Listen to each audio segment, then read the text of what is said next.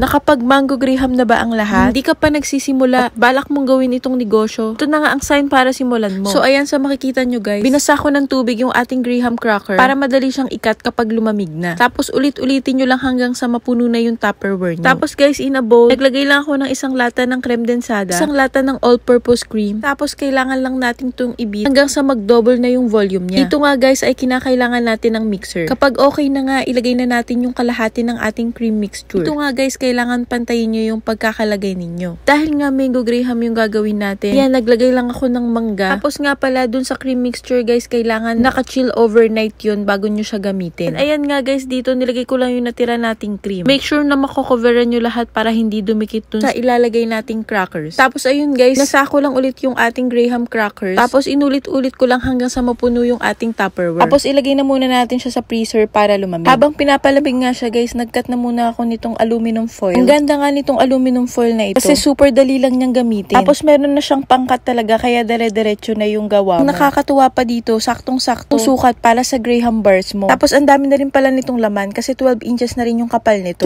Sulit na to guys para sa presyo niya. Tapos ayun nga guys, after an hour, labas ko na sa fridge yung ating graham bar. And then hinati ko nga pala to sa 12. Pwede din naman tigda 2 square lang para mas marami. Nasa sa inyo na kung ano yung gusto niyo. Tapos ayun guys, yung nasa gilid nito pwede nyo nga ipang pre-taste kung magbi-business kayo. Kaya ibalot nyo sa isang lagayan tapos mura nyo lang siyang ibenta. Tapos ayun nga guys, binalot ko lang yung ating graham bar dun sa aluminum foil. Ito nga yung dessert na paniguradong magugustuhan ng lahat. Lalo na't nalalapit ang Pasko at ang bagong taon. Ito yung isa sa pinaka-perfect na dessert na pwede nyong ihanda. At kung balak nyo nga ring i-business ito, hanggang super nagba-viral pa siya, ito na ang chance para simulan ninyo. Ika nga nila, follow the trend. For sure, mas lalong lalakas ito kasi malapit na ang holiday. Tapos pwede din kayong gumawa ng iba-ibang flavor. Sa akin, mango tsaka cookies and cream yung ginawa ko. So ayun lang guys, bye!